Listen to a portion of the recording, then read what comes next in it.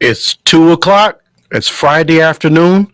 You know what you do at this time. You turn into Torn in Two with my brother Gregory T. Roberts. Brother Greg is on vacation, so we're going to let him enjoy himself. You often see me co host with you. My name is Melvin Burns. I'm going to be flying solo today. Hopefully, I will take good care of the ship. Listen, whatever you're doing, turn your radio up. Don't change it. If you're in the car, don't get out, drive around a little bit. You want to hear today's show. All right. This gentleman was on with us back in June, and we had so much feedback. We interview a lot of people, and there's times when you kind of just go through interviews, and there's times you are 100% in. Our next guest, he's a wonderful gentleman. I may start calling him Uncle Teddy, but you're gonna love my next guest. I'm gonna tell you that. So I want you to listen, sit down, relax, enjoy the next hour. I'm not gonna drag it out any further. Ladies and gentlemen, I want you to, as my brother Greg would say, put your hands together as we welcome our guest for this afternoon, Uncle Teddy Astin. Thank you so very much, Melvin, for having me on your show today. Yeah, I Torn done in gave you a new two. title. Now you're Uncle Teddy to me now, so you're my family. Thank you, family, for having me today. I'm honored to be here today, Melvin. And please tell my good friend Greg that I said hello. And you guys are so very much appreciated. Again, and thank you for having me on your show today. Good afternoon, everyone. My name is Teddy Astin. I'm the author of a brand new book called titled A Golden Past and a Platinum Future. And I'm just going to put the book up here just to kind of give you an idea of the book cover. There we go. And it's available on Amazon. Also, you can go to my website. The website address is toughfact.net. TOUGHACT.net. And each page would take you directly to Amazon. But what's more important there, Melvin, is that people will be able to read all the great reviews that I received on my book, from Black Enterprise to Yeah, the National Black Chamber of Commerce, to everyday people just like you and me. yeah. Also, if you want to leave me a comment or you want to leave me a book review, you can send that through the website as well. So I'm just honored to be here. The book is doing very well. I've been, Melvin, I've been truly blessed. I've been able to work with some of the greatest entertainers of in the world, from promoting them to marketing them to tutoring them, being their friends, and just taking them through the entertainment life of what it should be, of what it's Yes, about. yeah. Just to give you an idea of some of the artists that I worked with in the past, just going to run off a few.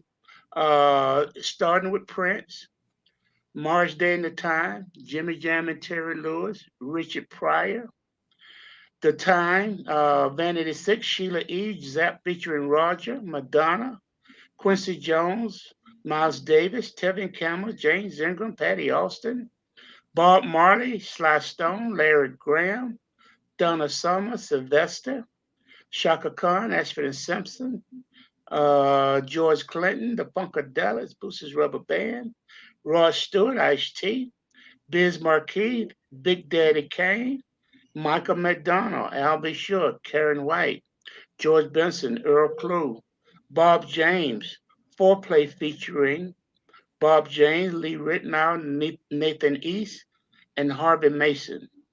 Al Jarreau, David Sanborn, the Isley Brothers, Joe Sample, Rose Royce, Frankie Beverly, Jennifer Holliday, Keith Washington, Atlantic Star, Jasmine Guy, the Force MDs, Club Nouveau, the Tom Tom Club, just to name a few. So, with all of the artists that I got a chance to work with, and it's just been a pleasure. And you know what they say, Melvin, when you when you do something that you love, it's Okay. not really work. For the Exactly. 20 years that I spent with Warner Brothers, it was like a kid in a candy store, just having fun, doing what I love doing. And it was just such a pleasure to work with all of these artists who was at some point in their career nobody knew them. So the pleasure that I get from naming all of these artists is that we were able to build them from when no one knew them Uh-huh. to superstar status. A couple of them had established a career, but not necessarily as a solo career. Just like for instance, Shaka Khan. Yes. Before she was solo, she was with Rufus. So Yes. when Rufus, when she decided to go solo, she came to Warner Brothers. Larry Graham. Larry Graham was the basis for Sly Stone. And when he Mhm. decided to go solo, he came to Warner Brothers. You know, uh, when Frankie Beverly, he was with Capitol Records for 20 years, but when he saw the success that we were having at Warner Brothers with all the other artists that we've developed, he came to Warner Brothers. You know what I mean? So Yes. another group that just kind of come to mind that was with their record label for 10 years, when they saw the success that we were having with our artists, they came over to Warner Brothers, and that's Atlantic Star. So we can just go on and on and on, and talk about all of these superstars all day long. But one of my favorite, and the one that I take the most pleasure in working with, is Prince. Okay. I took Prince on his very first promotional tour. That's when I was promoted to the regional promotion manager, based in Charlotte, North Carolina, which I'm in Atlanta now. But I Hmm. got my start in promotions. Warner Brothers put together a big staff. And let me tell you, let me just back up a second. How we got here. Okay. I was part of a corporation, Time Warner. Time Warner had a record music division. It was called WEA. W for Warner, Electric for E for Electric, A for Atlantic. WEA, Okay. Warner Electric and Atlantic. And Hmm. Warner Brothers was considered to be a rock and roll record label. They only had one black artist, and that black artist was Jimi Hendrix. And Jimi Hendrix, of course, was a rock and roll artist, and along with Yes. that, they had Fleetwood Mac, Marshall Tucker Band. They were rock and roll and country and western. So when Yes. they saw all the success that all the black music was having in the industry, including in house with Atlantic Records, Warner Brothers is like, wow, we got to change this roster and diversify it because within the division, our sister label Atlantic, they were rolling in black music, man. They had Betty Wright, Clarence Carter, Okay. Average White Band, Aretha Franklin, Roberta Flack, Donna Hathaway, Wilson Pickett, Ray Charles. So this is our sister label in house with all of this good black music, not to mention the music that Motown had. Was the success that Motown was having. So when Warner Brothers looked around and decided to diversify the label, and also they had to diversify the staff. So I was one of the first people that was hired for the Warner Brothers Black Music Division to start this Black music dynasty that we built over 20 years. Hmm. Yeah. I got some questions, just real briefly. And we talked about this before, but tell people a little bit about how you got into this position. A little bit you're coming up and how you got to where you were. Because I want to ask you about some people you mentioned, but tell people a little bit about your background and how you got to position you were in. Okay, well, Melvin, I'm often asked, Teddy, how did you go from the mailroom to the Warner Brothers boardroom? Okay. You know what I mean? So, but Yes. I didn't start in the mailroom. I started in the warehouse. I Okay. was fortunate enough to get a job working in the distribution center. It was the distribution center for Warner Brothers Records, Electric Records, and Atlantic Records, and all the Warner Brothers movies. And that was back during the cassette days and the Okay. 8-track days, before DVDs and CDs ever came out. So I was fortunate enough, a good friend of mine got me a job working in the Warner Brothers warehouse, the Wheel distribution warehouse. Yes. And man, I was like probably around 18 years old, Hmm. and hadn't thought about a career or future. I just needed a job, just to have some money and, to get through life. I had to have a car. Right. shows and a young man, just trying to get some traction under my feet. Yes. So I got a job working in the Warner Brothers warehouse. Uh, in the warehouse there, we were responsible for distributing all the music for all the labels to all the distributors and the record stores and the record change. So after working in the warehouse for about a year and a half, I was promoted to the supervisor of the mailroom. Hmm. Now, the mailroom is a very important position because in the mailroom, we got to make sure that every radio station around the country get the format of music appropriate for their radio station. Okay. So before I got there, it wasn't organized. Okay. Rock and roll record, rock and roll radio station could have been getting country records. Country and western radio station could have been getting jazz music. The jazz station could have been getting top 40 music. So I had to go and categorize the music with the format of the radio station. Okay. And after I got that done, now all the radio stations, the GMs and the program directors is calling Warner Brothers and say, hey, we're finally getting the music for our format. Thank you. Okay. Who's doing it now? So hey, yours truly. So but Okay. I was proud of my work. And I took it very seriously because now that I'm in the mailroom, I'm in a corporate system. I'm moving up the ladder. Yes. In there a year and a half. Now Warner Brothers is deciding to get into the black music business. And hey, there I was getting compliments and being compliment because you got when you get 20 or 30 radio station general managers and program directors calling your corporate office and say thank you. Finally Mhm. getting the music. Who's doing that? We've been having problems getting the regular music file format for years. They're finally getting the music. So basically, they're finally hearing about me. So Oh, when Warner Brothers decided to get into the black music industry, they say, hey, we're going to go around the country. We're going to have the best staff in the world. So, and I just happened to be there. In fact, Melvin, I was the last person that the Warner Brothers Black Music Department hired. is that right? Yeah, yeah. But they asked me, they said, Teddy, we got two positions left. Uh-huh. One is in Miami, Florida, and the other one would be based in Charlotte, North Carolina. Where would you like to go? I said, well, I'd like to go to Miami. They said, why? Why not? I love the beaches. It's close to Jamaica. Uh-huh. I'm from the Bahamas. Cuba's only 90 miles away. I think I'd be a good fit for Miami. They're like, mm-mm. We, No, he we, not gonna work. we sitting here in Charlotte. We want to go there too bad. You know, plus, plus back then, Melvin, Miami was not a good fit for a 21-year-old man in the music industry. So Okay. they know who they wanted on their on their staff, and they Okay. knew that Charlotte would be a great fit for me, which turned out to be a great blessing. It's the best thing that ever happened to me. Okay. That's why I got my promotional chops started. Okay. That's why I met my wife of 42 years now. All right. All right. And that's when I really started to spread my wings. Okay. And around that time, 1978, Warner Brothers signed a young man by the name of Prince. Okay.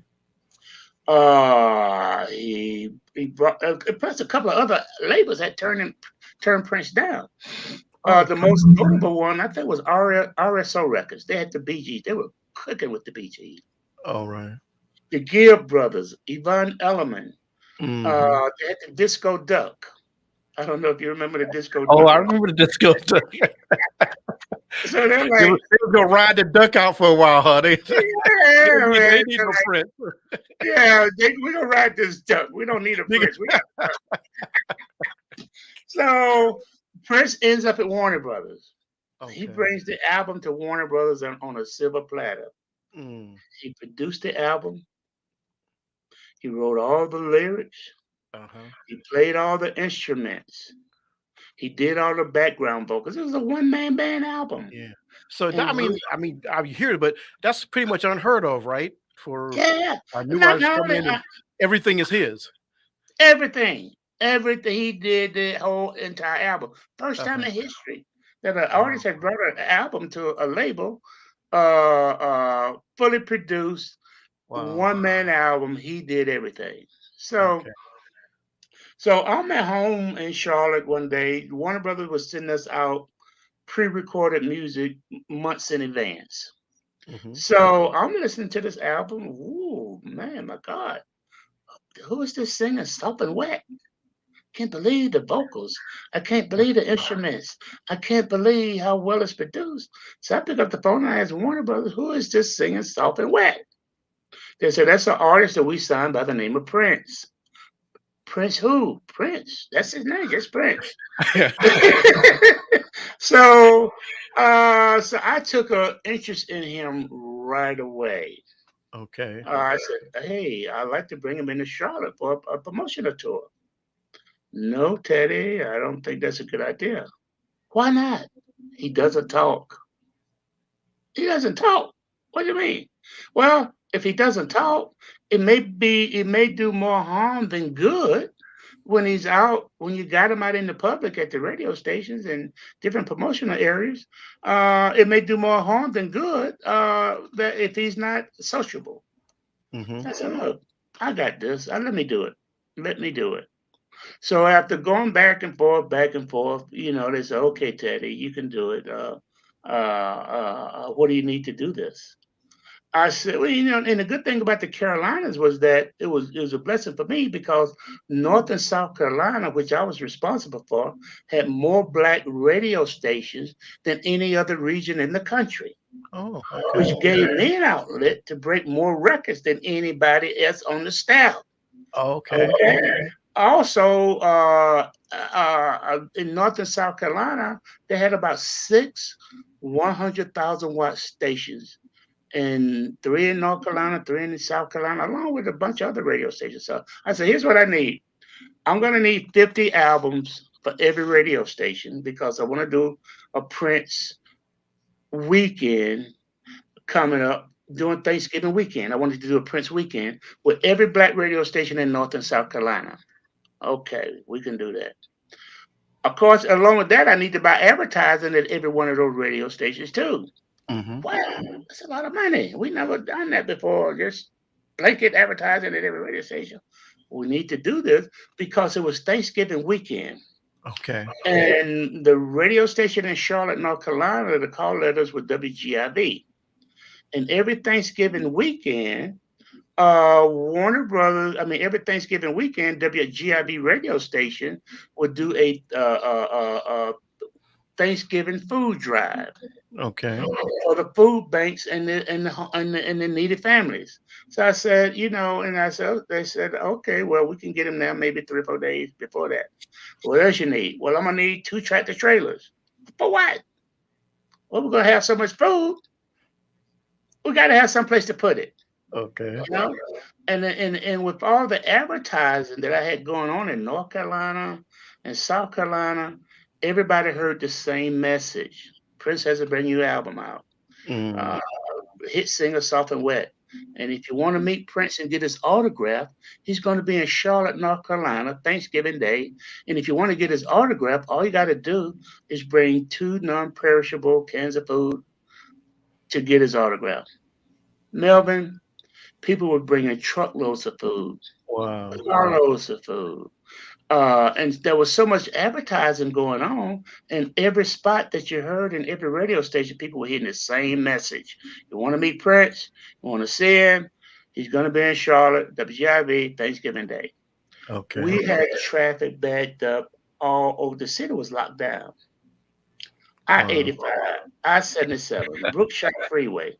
You couldn't get that, man. Traffic was, it was, I created a traffic jam uh, in the city. So the state patrol comes over. What's going on here?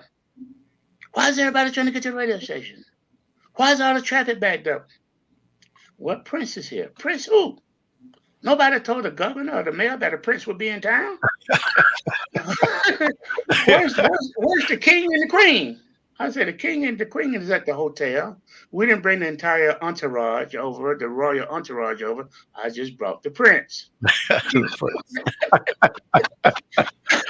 Oh, And he's like, man, anytime you ever do something like this again, you gotta let us know. If there's a prince coming to town, a king or queen, you gotta let us know. Yes, I'll let you know. But long story short, Prince gets to the airport. I go to the airport to meet him. He mhm. said, Teddy, what do you want me to do? Here's the itinerary. Here. He looks at it. I can do that.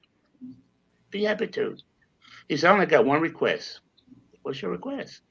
He said, after we finish the promotional tour over the next 2 or 3 days, he said, can you take me to the movie to see Superman? Yeah, we can go see Superman. Because, during Thanksgiving, during all the holidays, you had all the major movies coming out. And Yes. Yeah. that was like Superman third movie. And he was a Okay. big Superman fan. All You know what right. I mean? Uh-huh. So, and that's all he wanted to do. But from that day, from the beginning to the end, we established a long bond, long relationship that I cherished. It was a bond that was never broken. Oh, that's awesome. That's awesome.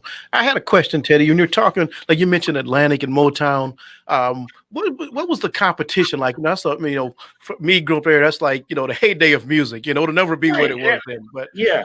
what was the competition like? What did your competition say about you? Like, watch that Teddy guy down there. But what was that era like, when they were, everybody's, of course, Well, vying for big stars and, oh, yeah. Well, it was. I've always, you know, anybody, the competition was always fierce.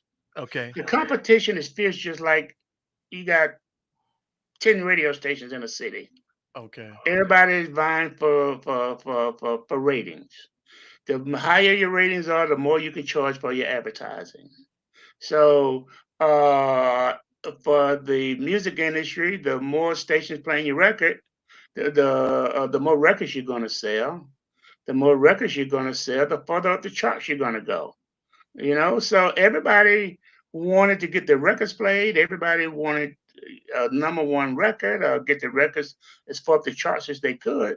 And everybody was competitive. But for me, I always try to help anybody that I could, Okay. because my music always spoke for itself. You Okay. know, it was for the roster of artists that we had and developed. A radio station would only be hurting themselves not playing our music. Okay. You know, because Right. we had built such a strong roster of artists. But the competition is always fierce. Okay. But I never felt the pressure of competition. Yeah. You You know, really were enjoying what you were doing, weren't you, Teddy? yes, yes.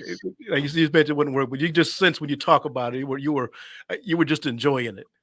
And enjoying it every day. Like I said, when you're doing what you love, you're gonna Yeah. put that extra effort into it. Plus, Yes. I was traveling. Uh-huh. I had a air travel card. I could fly anywhere I wanted to in the country. Okay. I had an Avis rental car card. I could rent a car in any city.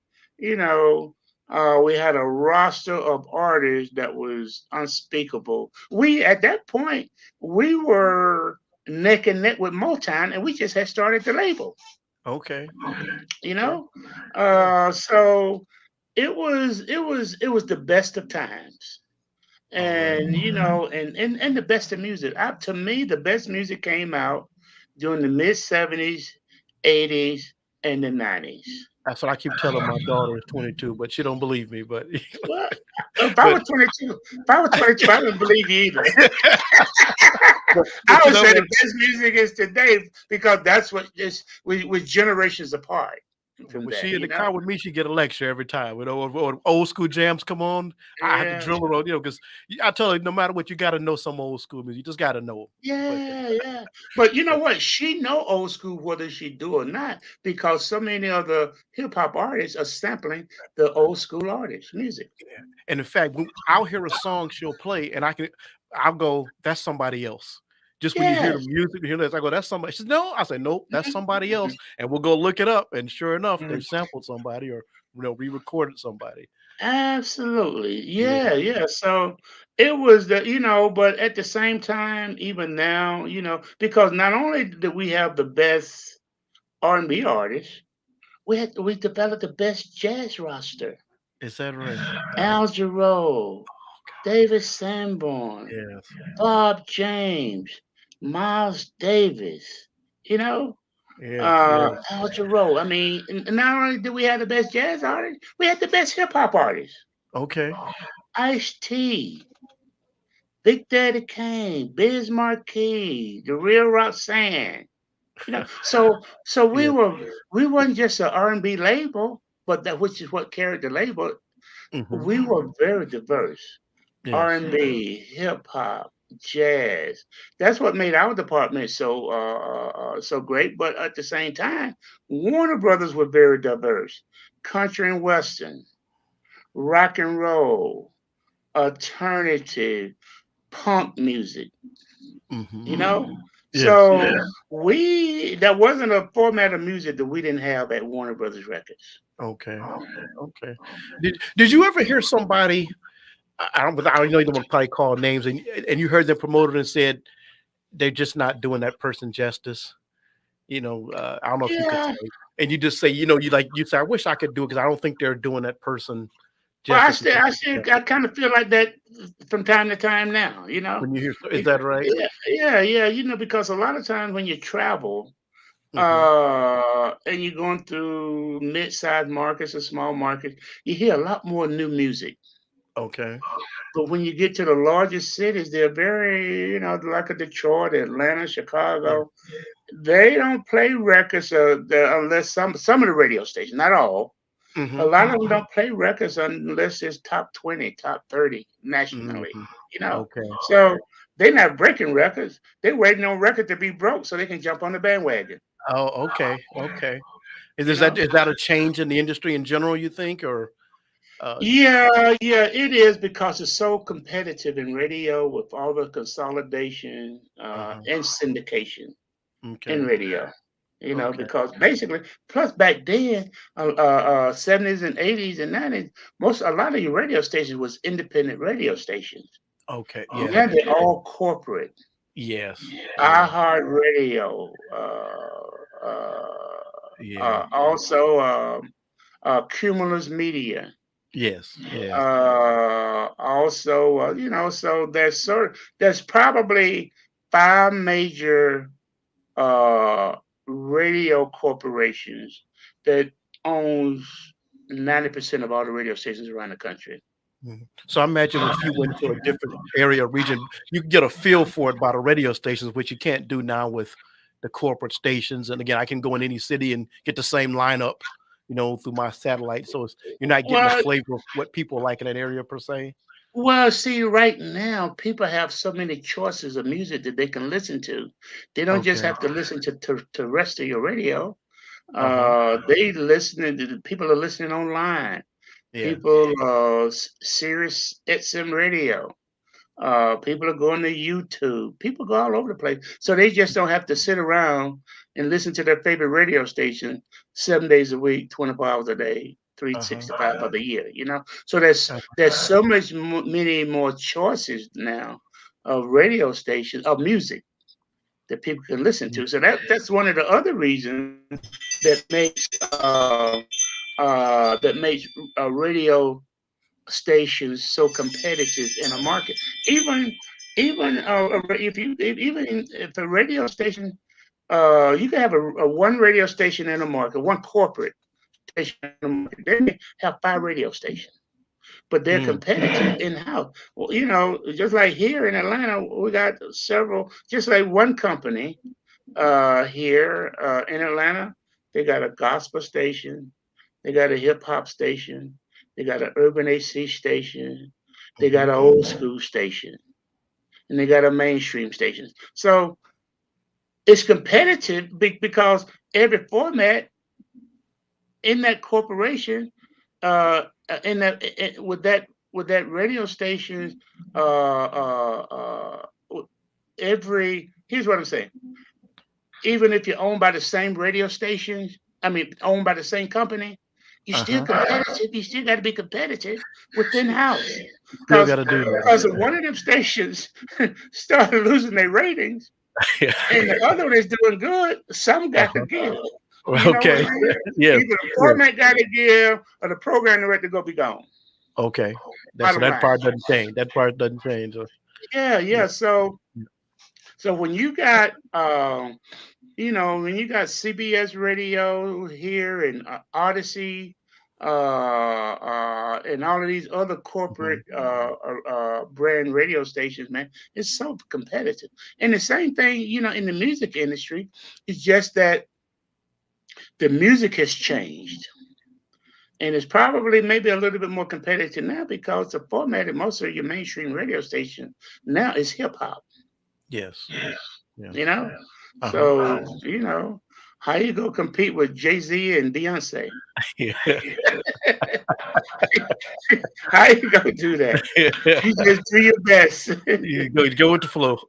Go with the flow, brother. Yes. Uh, Folks, if you didn't hear his intro, we're speaking with Teddy Astin. He's got a book that he shared. I say it's a gift to us. Golden Pass of Platinum Future. I hope you're listening and enjoying this interview. Teddy, I have another question. The process of, and I had a chance to read some of the reviews. We talked last in June, and since Hmm. then I've had a chance to look at some of the reviews, and people are loving the book. They're loving the Yeah, book. Yeah, I've seen a couple of the interviews it did, and folks they're engaging. Every review I saw was 5 star, every single one. it was. In fact, sitting here today, I just got a couple of more great reviews on my book reviews. So, and I'm really happy to see that because I'm getting these reviews basically from a lot of people that I don't even know. Yeah, So so they're honest reviews, and I really do appreciate it because people a lot of time people they tell you what they feel, you know, and I haven't had any negative reviews. And so I'm just so fortunate and thankful for that because because Melvin, it took me a year and a half to write my book. okay, You okay, know, and I uh-huh, was very meticulous doing it. okay, And I could have had the book out in 6 months. I could have maybe 8 months, maybe a year. But I wanted to perfect this book. I wanted it to be a reflection of my life because the book is not just about my music career. The mhm, book starts when I was 6 years old. yes, You know yes, what I mean? From uh-huh, and just to let people know, well, this book started. I started this book when I was. I mean, this book starts when I was 6 years old. uh-huh, We lived in a little small town, metropolitan Atlanta called Palmetto, Georgia. And I was the first paper boy for the city at 6 years old. okay, And basically, I'm walking downtown one day, white guy approached me. Hey, I'm looking for a paper boy. You want to be my paper boy? I said, I don't know. You need to come by my house and talk to my mama. You know, if she says okay, then then we talk about how much you're gonna pay me. So, you're a so businessman early. You're a businessman early, weren't you? yeah, let's talk business first. Let's see if I'm gonna work for you. Then we could talk business because at first he was offering me 50 cents a day. I told him I'd do it for $1 a day. Okay, you He said negotiating, okay. negotiating your salary early. So, but I had to get up at 5 o'clock in the morning to Okay, meet the route manager to deliver the paper before school. And the paper route would come from Atlanta, stop through all the little towns in between before they got to Palmetto. And once they got to Palmetto, they usually get there around 5:30 in the morning. But across the street from the train depot where they dropped the papers off was a service station there called Bradley Service Station. And at mm, Bradley Service Station, I was responsible for keeping the paper machine filled up with paper every day and collect the money in the afternoon. mhm, Also, at the service station, attached to it, they had a white water fountain and a white laundromat in the front. They had a black water fountain and a black laundromat in the back. So even before I became a paper boy, I knew about the black and white water fountain, black front and back, because we had to take our clothes up there too and wash them.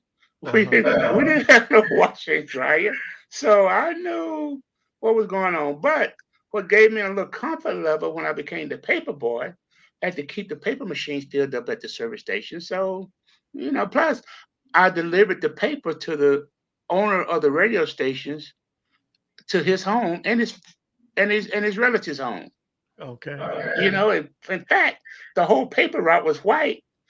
Oh. We didn't deliver no paper to any black people. Oh wow. Everybody on the paper route that we delivered papers to was white people.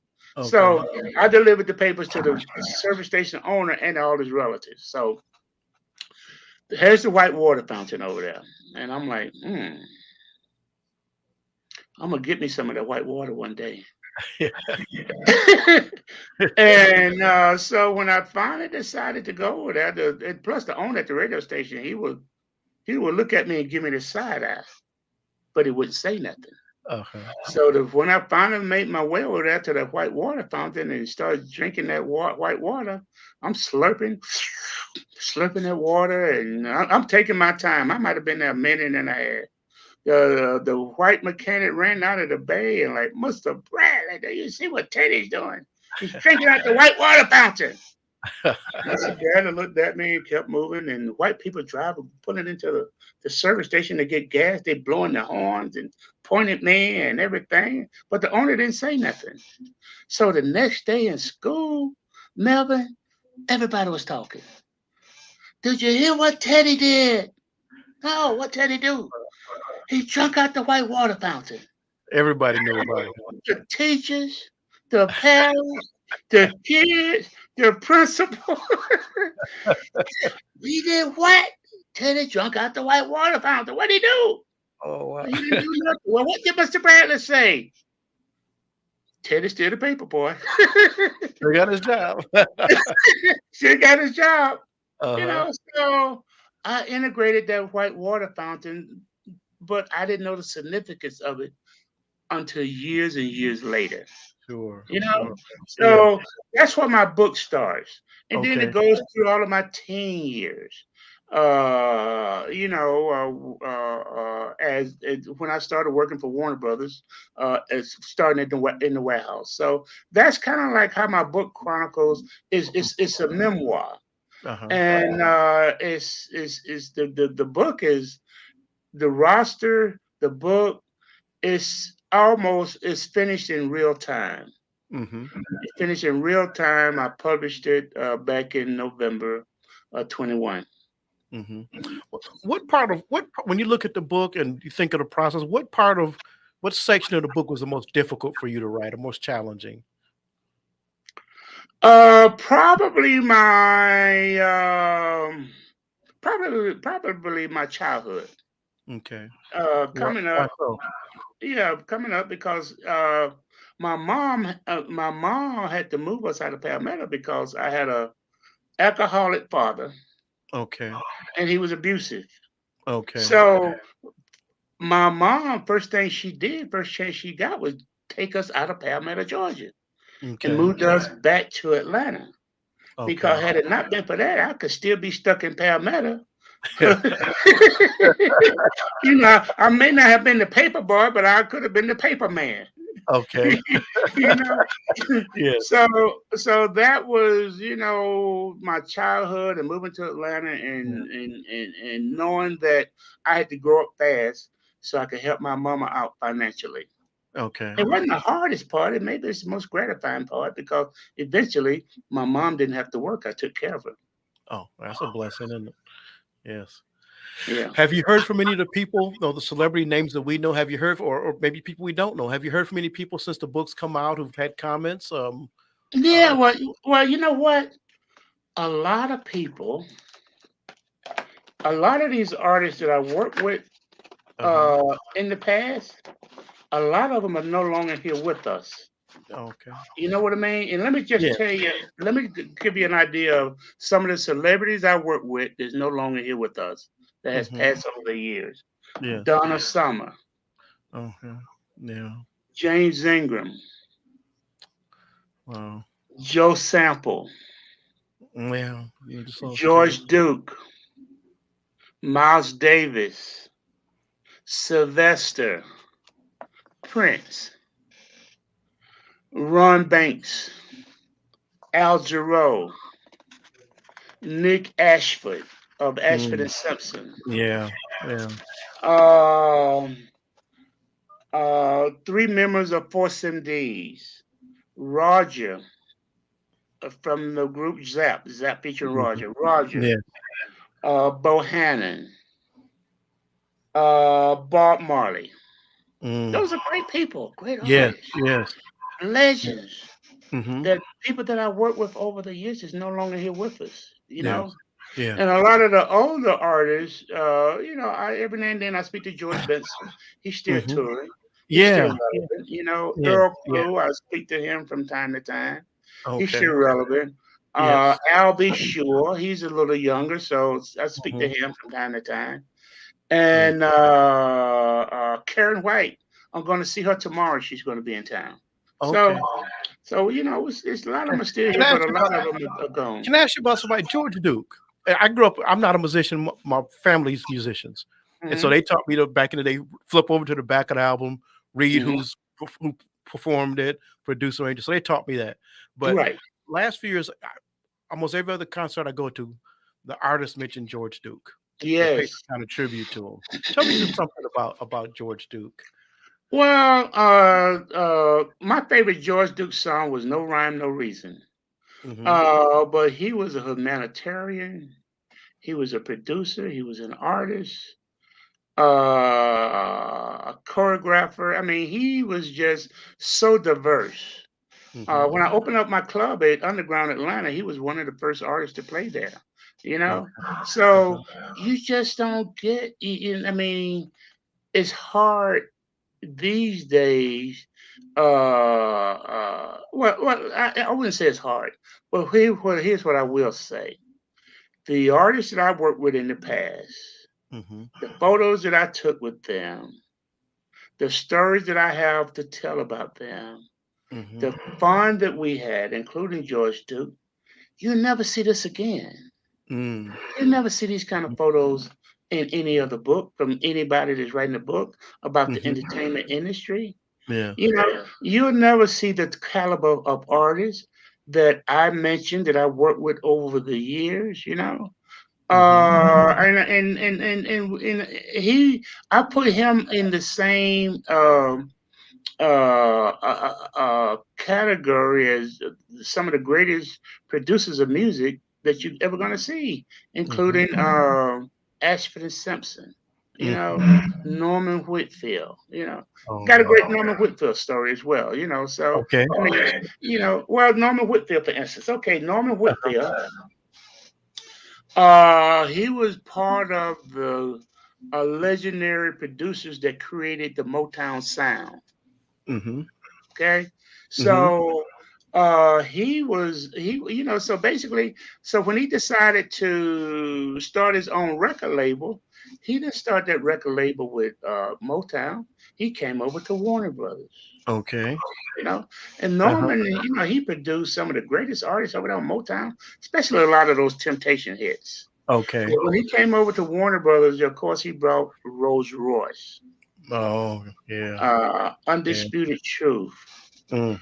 a couple of other artists, Edwin Starr. Wow, what it is good for, Yeah. you know. Yes. Yes. So Yeah.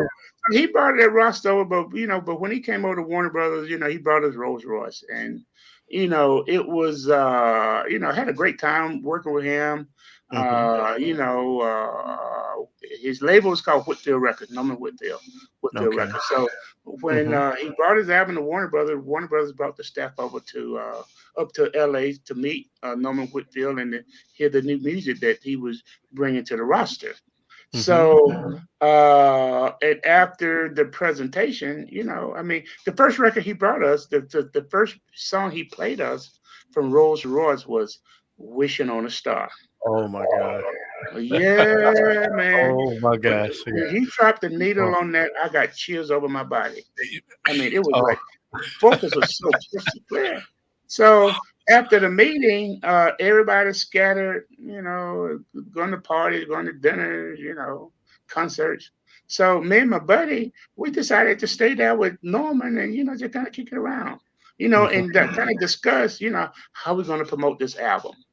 We thinking of all kinds of crazy stuff. Norman, when this album come out, I'm going to get me a Rolls Royce. I'm going to rent a Rolls Royce, and I'm going to go to every TV station and every radio station with a camera crew behind me in a Rolls Royce promoting Rolls Royce. Yeah, Uh-huh. yeah, Eddie, that'll work. That'll work. That'll work. I like that. We talking about all kinds of crazy stuff.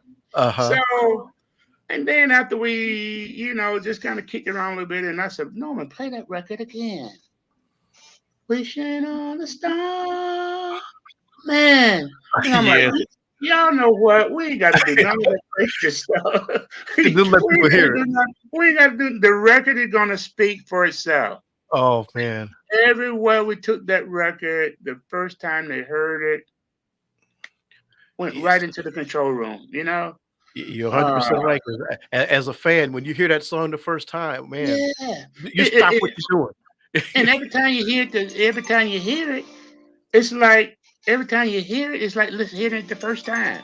Yes, you yes, know yes. so um uh um it's like hearing it the first time. Got another great story here for you. Sure. Al Jarreau and David Sanborn, two of my other favorite artists. Oh, yes, yes. We're in Memphis, Tennessee, and Al Jarreau, because basically Al Jarreau and David Sanborn, you would see them touring together a lot because Mhm. they were managed by the same manager, Okay, that's what it Patrick was. Lane. So that's why you Okay. see them a lot on the same tour. Yeah. So after the concert there, Al Jarreau was like, Teddy, what we're going to do tonight? I said, well, I wasn't sure because my promotion director, one of my promotion managers lived in Memphis. So I said, let's say, hey, Jerry, what do you think we should do tonight? He said, let's go to Beale Street. Okay. Beale Street is right up the street from the hotel that we were living in. In fact, and the hotel has history too. There's a hotel that we were staying at called the Peabody Hotel. Okay. If anybody ever go to Memphis, if you can't stay at the Peabody Hotel, just go there for happy hour because the Peabody Hotel, they got this whole show with ducks. And every morning, Uh-huh. and in fact, Google the Peabody Hotel, Okay. the ducks. Yes. Every morning, the duck maître d', he would go up to the duck pen house, and about 20 ducks, they would follow him all in sync. And they would march him through the lobby, and they Uh-huh. all get into the fountain. Okay. And every afternoon, after happy hour, he go back. The ducks jump out the water fountain. He marches them right back up there. I mean, just like soldiers.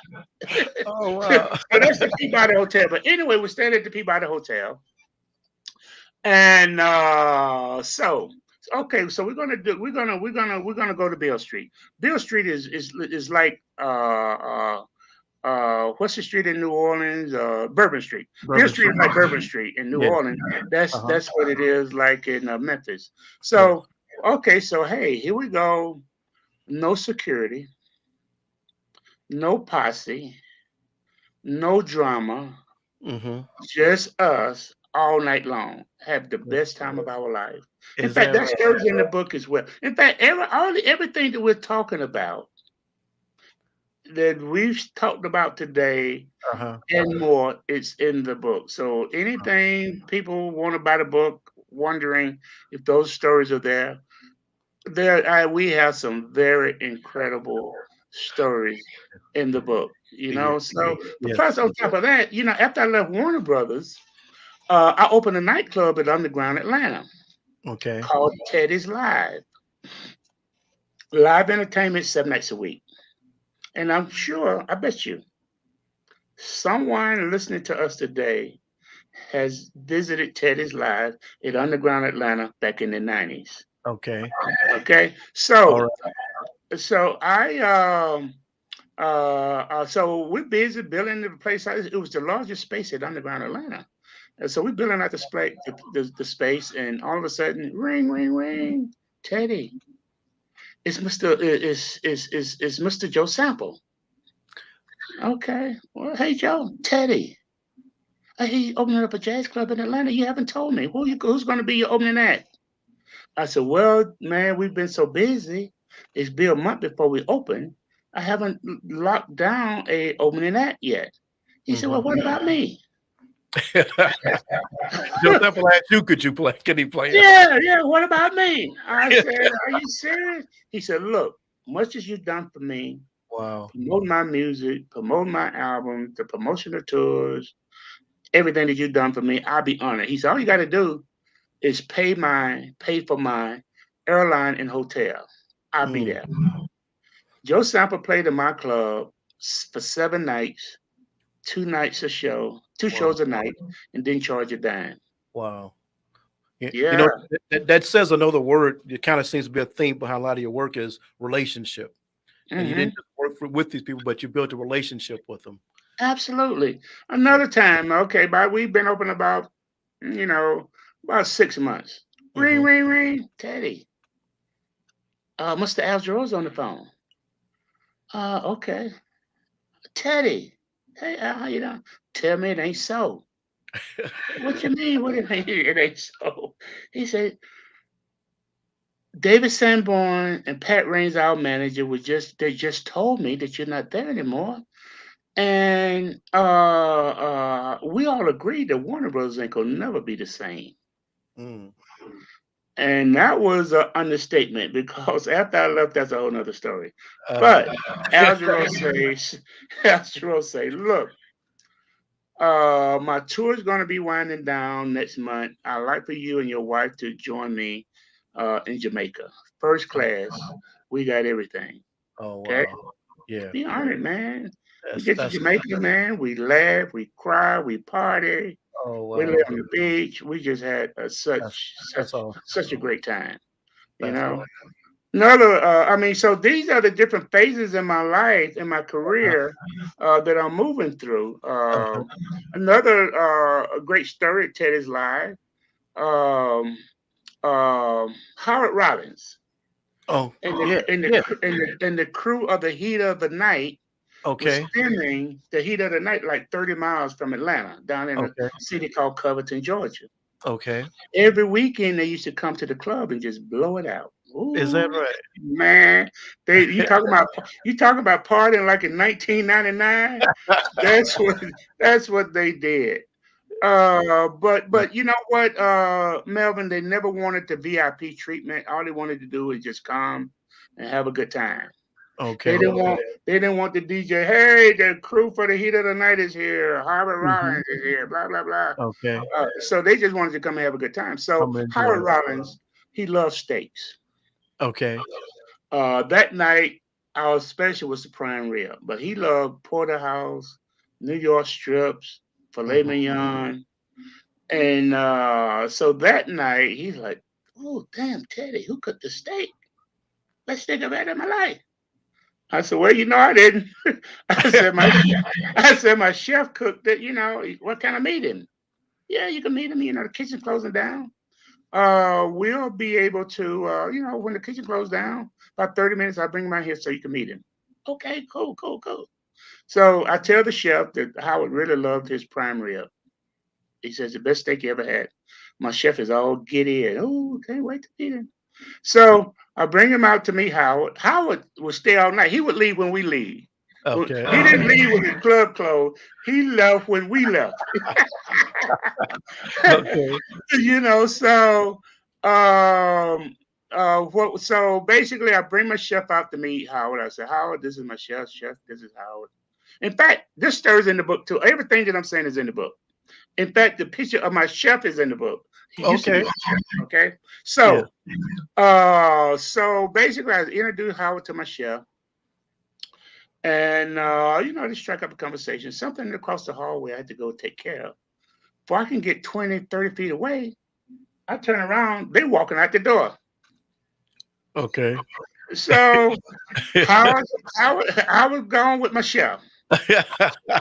So the next day, 3 o'clock, my chef ain't there. Call him. He ain't answering. Call him back. He didn't answer. Has he returned the call? No, he hadn't returned the call. So finally, my ex-chef, finally called back and said, Mr. Teddy, I gotta tell you, last night was my last night. And I really appreciate everything that you and your wife did for me. You know, you gave me a job when I didn't have one, helped me Uh-huh. find a place to live. You helped me catch up on my child support. And I appreciate everything you guys ever done for me. But last night was my last night. Oh my God. And I say, hey brother, I feel you. I wish you the best, Yes, yes. endeavors, Uh-huh. so Uh-huh. live your life, brother. Yes, yes. So those are just a few kind of things that that your career kind of takes you from one phase to another phase to another phase. Yes. Yes. And also in my book, another phase of mine that I pivoted to was my real estate company, where Okay. we help homeowners, struggling homeowners, avoid foreclosure. Okay. It's TLA Real Estate Consultant. We specialize in loan modifications, Okay. forbearance agreements, and foreclosure prevention. Oh, okay. So, loan modification, forbearance agreements, and foreclosure prevention. So, um, in that way, because so many people, whether it's COVID or whether circumstances beyond your control, your income changes, a lot of people not making the money they were making when they bought the house. Right. Situation happens, two incomes reduced to one, Mm-hmm. whether it's a divorce, a separation, the death of a loved one that was a contributor to the household expenses. Mm-hmm. So, and as we continue to help homeowners with loan modification, because what the loan modification does, it brings the loan current because we work with some homeowners by a year behind in their mortgage payments Okay. on the So verge of foreclosure, or people that yeah. was in foreclosure, and we was Mm-hmm. able to stop the foreclosure Okay. for the homeowner because, man, Melvin, a homeowner lose a home these days, they ain't never gonna be able to get another home, It's especially the way devastating. that the prices has risen for Yes. homeowners over the years. Yes. So, so we're able to help homeowners avoid foreclosure. Because also a lot of homeowners since COVID started was given forbearance agreements, and forbearance agreements is a temporary Mm-hmm. hold on your Yes. mortgage payments. But once those forbearance end, the Yeah. mortgage companies are changing up the rules on you, and now you had a Yeah. forbearance agreement for 18 months. Okay, now how you gonna pay 18 months of mortgage Right. payments? You Yeah. know, because at first they told them, "Don't worry about it, we put it on the back end." Now, Right. well, that's what we said. That back end I got pretty big. Yeah, that back end is pretty big. Look, you better call Teddy. Called it. You better call Yeah. Teddy. But it's Yeah, but that's a wonderful help. But people need the help, and that's a yeah, and good and opportunity that's to. the main thing. And Yes. and and and people can look up our website for TLA Real Estate Consulting.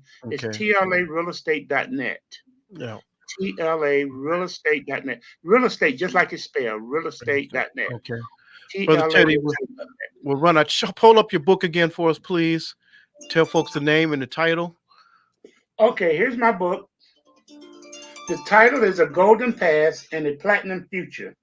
A Golden Past and a Platinum Future. The hardcover was just released. It's a book that's over 300 pages. And the book weighs 2 pounds. So it's a lot of information in here that people. And the other thing about it, Melvin, when people start reading it, they can't stop.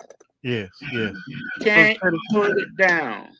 we You know? appreciate you joining us so much today. Again, brother, I keep reading reviews. I want to wish you the best success. Again, I appreciate you, the things you've done in the past and what you're doing now, help people with homes. I want to see you everywhere talking about your book, and our listeners get this book. If you like music, if you like even the music that we're listening to now is built on, get this book. You'll enjoy it. Absolutely. And you can call us. Let me just give you a phone number. Okay. If you need help with TLA Real Estate Consultant with loan modification, foreclosure prevention, forbearance agreement, just give us a call at our office.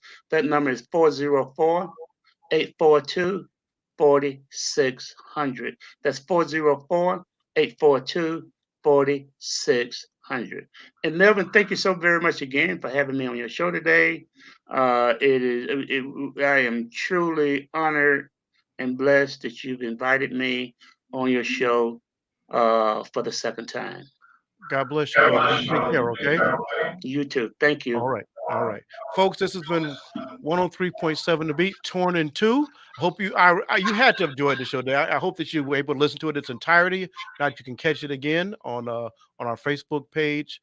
Thank you for joining us. As my brother Greg would say, go out and sow a seed, do something good. Enjoy your summer weekend. God bless.